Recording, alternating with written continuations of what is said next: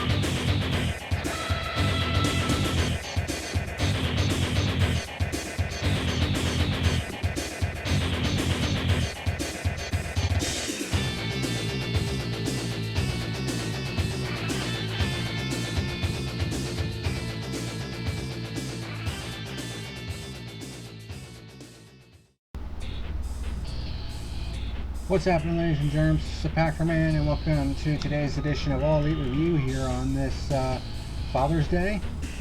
And today we're going to be reviewing the 35th episode of Dynamite that took place on June the 17th, 2020. Of course, that's not been the big thing that happened over the past week. This past week we saw the emergence of the Speaking Out movement on social media, where a number of women have come out and accused a lot of different wrestlers of sexual harassment, and even worse than that, sexual assault. In particular in the UK wrestling scene, where quite a few English wrestlers have been accused of such a thing. And AEW wasn't immune from this either, as Jimmy Havoc was one of those that were accused of doing such a thing, and as a result he is he's been accused, I'll put it to you that way. And a lot of these guys, and there's been some guys in WWE that have been accused as well, including Matt Riddle, who debuted on SmackDown. He's been accused of the same thing, so but I want to make it real clear here that they've just been accused. And I'm not going to fall into the trap that a lot of this cancel culture bullshit seems to fall into, where if someone's accused of something, then they immediately want to crucify them, and it just seems like innocent until proven guilty just doesn't apply, and it's absolutely fucking ridiculous. Let's have the due process, work itself out, and then we can cast judgment afterwards.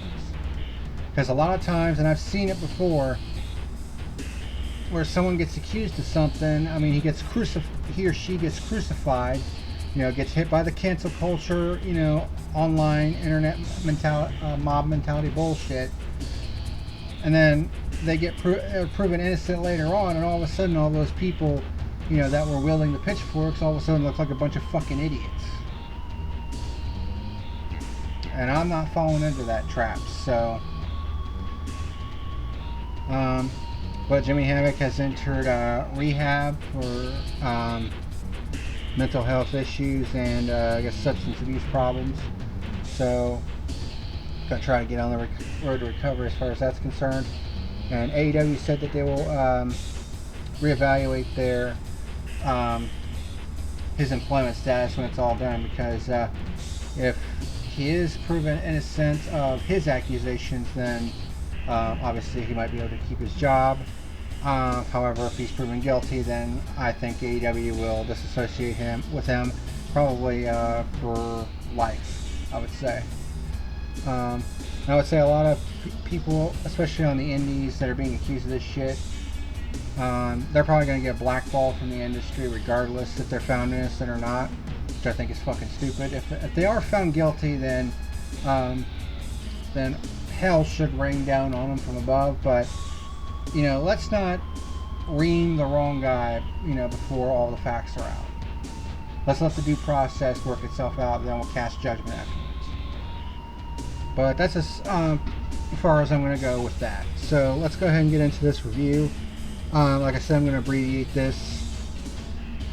First match was the tag team title match between the Omega Cowboys and the number 2 Natural Nightmares. This was actually a pretty damn good opening match. Omega and Dustin traded Frankensteiners, which I thought was pretty cool. I'm just going to point out a couple of highlights here. Dustin had a Whisper in the Wind, which for someone his age is just kind of crazy for him to be doing. Then you have QT Marshall with his handspring enziguri, which always looks good. Then you have this nice little exchange where Omega hit a Snapdragon suplex on QT Marshall.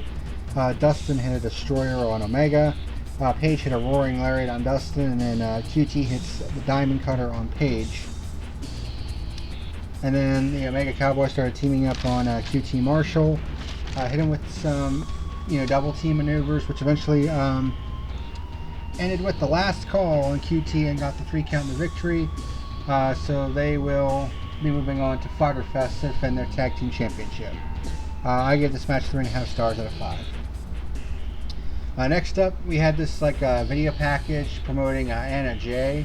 And typically when AEW does video promotion packages like this, and also says so and so wrestler in action, typically that wrestler is going over. Not the case here. This was a nice little swerve because Anna Jay's opponent wasn't announced until the show, and it turned out to be Abaddon. Basically someone who portrays a zombie-like character. And we actually saw her on an episode of Dark, I think back in March. And she got pretty over with the crowd. I mean, the crowd was, when she was up against Hikaru Shida, there was actually a eat her soul or steal her soul chant, for Abaddon. So the gimmick seems to be over. Well, seemed to be over with the crowd. And I guess as a result of that, AEW, and of course AEW's women's division is a little bit thin right now with some injuries that took out some top wrestlers. So Abaddon was brought in, and they even said on their, how they have a picture of a wrestler and it says so and so is All Elite. They had it for Abaddon, so she has officially been signed to AEW. And this was essentially a squash match where Abaddon just completely dominated Anna Jay. Abaddon hit a lariat and then a Frankensteiner facebuster and got the 3 count for the victory. And I had to rewind it just to make sure that I didn't, misconstrue that. And I was like, oh, wow, that really was a 3 count. And then the Dark Order comes out afterwards. Colt Cabana was at ringside. Evil Uno, I think it's the one who hands Colt Cabana what looked like a contract or some shit like that. And then Brody Lee, who also came out there, took Anna Jay and helped her to the back. So I would say they're going to try to recruit their first female member of the Dark Order. Typical squash match rating, I give it 1.5 stars. Next match was MJF versus Billy Gunn. This match really wasn't that exciting, to be honest. I mean, you knew who was going over. I mean, MJF is number 1 and is the number 1 ranked wrestler in the men's division, and he hasn't lost by pinfall or submission ever in the company. So they're not gonna have MJF lose to Billy Gunn. It's just not gonna happen.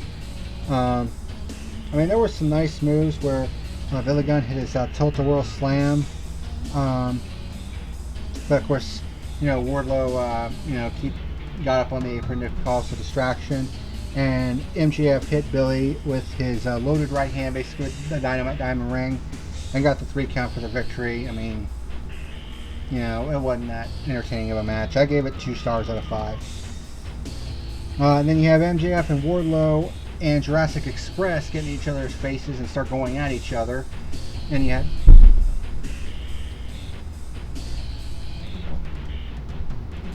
What in the hell was that? Give me 1 second. Okay, I guess that sound you heard was the sound of my trash can lid being blown open and smacking against the side of my house. We do have some weather moving in right at the moment while I'm recording this, so I probably should keep this a little more brief. So, like I said before, MJF and Wardlow and the Jurassic Express start going at each other. The locker room empties to try to separate them, which resulted in a match being signed for this coming Wednesday with Wardlow against Jurassic Express's Luchasaurus in a lumberjack match. I think this will be the first lumberjack match in AEW history. So there you go. The Sex Gods interviewed backstage about how they beat up Orange Cassidy. Tony interviews Britt Baker, still in a wheelchair, calling herself a conspiracy victim, and basically said that, Tony, you're on friendship timeout, and all this other shit. And then the camera shows Big Swole in the driver's seat of the golf cart, and it's like, where to, doctor? Kind of doing a mockery of that, where to, Stephanie, that The Undertaker did all those years ago. And Britt Baker starts freaking out. Like, even though she's injured, she's still finding a way to, be on TV and be funny as hell. Next match was the AEW TNT Championship match, and this time around Cody said he would go outside of AEW to find an opponent, and he found a pretty good one in Absolute Ricky Starks, who was formerly of NWA and was actually a former NWA television champion. So, and this is actually my first time, I think, seeing Ricky Starks, and I'll tell you what, I was impressed.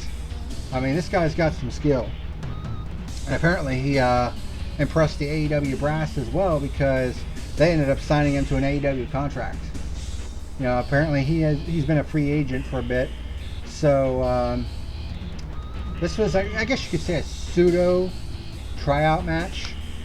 But he ended up impressing the AEW brass because he ended up getting a full-time contract. So these two went toe-to-toe. I mean, a lot of the shit that these guys did was just incredible. Starks with a leg drop on the apron, a step-up tornado DDT, similar to what Trent does. Cody blocked a second step-up tornado DDT and answered with a power slam.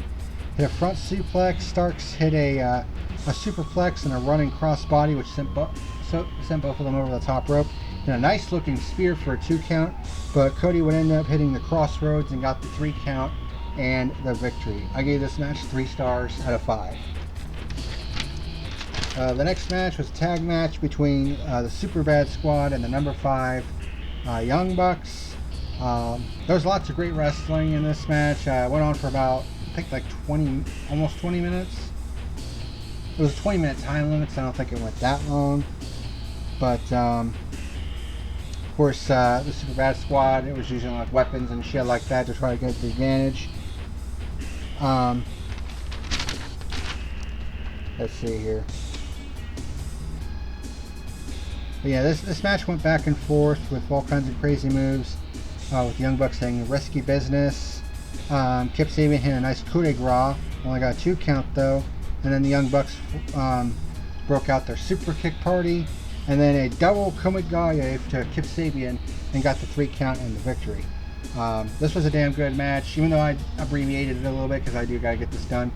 I gave it 3.5 stars out of 5. It was a damn good match. Nothing I say would give it justice, to be honest. Afterwards, the Butcher and the Blade, of course, attacked the Young Bucks, but FDR would come in and interfere as well. Or not interfere, but basically jump on Butcher and the Blade.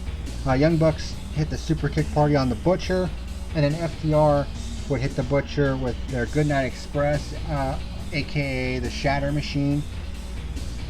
And then FTR hit a spike pile driver on Havoc, while the Young Bucks hit the Indie Taker on the Blade, basically showcasing that, you know, these two teams, I mean, they are heading for a collision course.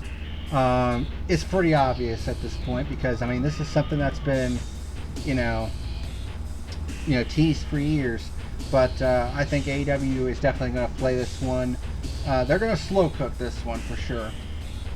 And then we're going to have, you know, the inevitable collision between the two. Taz, of course, talking trash about Moxley backstage. Mox responds to Taz and Cage's trash talk. Apparently, Britt Baker was dumped into the trash can, into a dumpster outside of the arena. She was like all covered in garbage and shit, and she was just going absolutely ape shit on her assistant, which I thought was pretty funny. Matt Hardy joins commentary for the main event, which was a number one contenders tag match between the Les Sex Gods and the Best Friends. The Best Friends put their number one contendership on the line because they wanted to kick the shit out of the Les Sex Gods for what they did to Orange Cassidy. So Best Friends go after him right away. Some other highlights of this match. Let's see.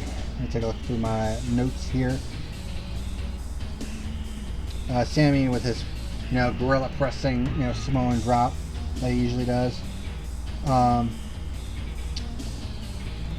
Trent with a spear on Sammy Guevara outside the ring, as per the usual.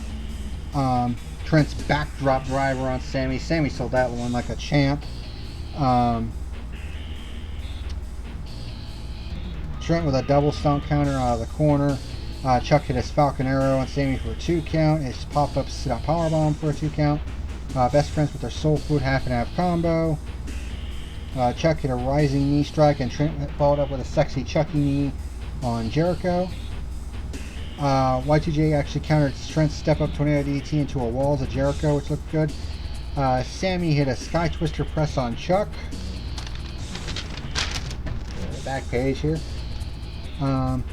Best Friends hit a Doomsday Superplex on Sammy, which looked really good. Sammy hits Trent with Floyd, the baseball bat, and hits a Shooting Star Press on Trent. Only got a 2 count though. Then there was a cameraman at ringside that tripped Sammy Guevara, allowing Trent to hit his Crunchy on Sammy for the 3 count and the victory, which sends the Best Friends to Fyter Fest to face off with the Omega Cowboys. And of course, the cameraman was indeed Orange Cassidy, who went absolutely apeshit on Jericho, hitting him with mounted punches and a Superman punch. I mean, he's got one of the best Superman punches in the business right now. And the show goes off the air with the Best Friends doing their signature hug with Orange Cassidy. So there you go. My final rating for this match, I gave it 3.5 stars out of 5. Damn good main event. In my opinion, not as solid of a show overall as the past couple weeks, but still enjoyable, still easy to watch, and got a nice bump in viewership this week as opposed to last week. I mean, last week I think they went just under 700,000 viewers, but this week they actually got up to about 770 some odd thousand viewers. Them and NXT both had a nice little bump in viewership this week. Don't know why that is, but it's always nice to see, though, even in this COVID-19 era that we're in right now. But that's gonna do it for this edition of All Elite Review. Actually, before we do that, my final rating for this episode of Dynamite, I'll give it a 6 out of 10. It was all right. So that's gonna do it. Here are my personal rankings, which I've added in a 4th category, the Trios division. I've taken out all the points for the multi-man victories because I felt that it was kind of redundant. And in their place, I've added the Trios division, even though they don't have Trios tag titles yet. I think they've hinted at eventually bringing them in. So I've added in my own rankings for the Trios division. So there's that. But thank you very much for watching, and until next time, this is the PackerMan signing out. See you later.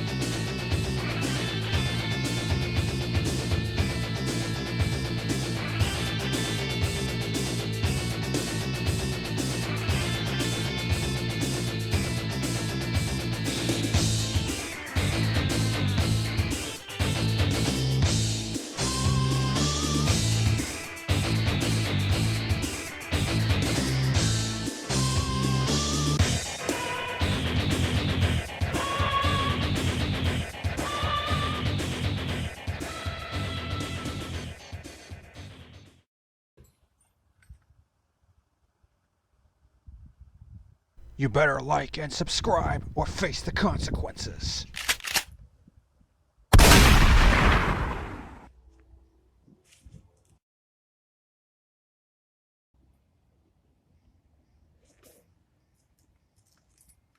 You have been warned.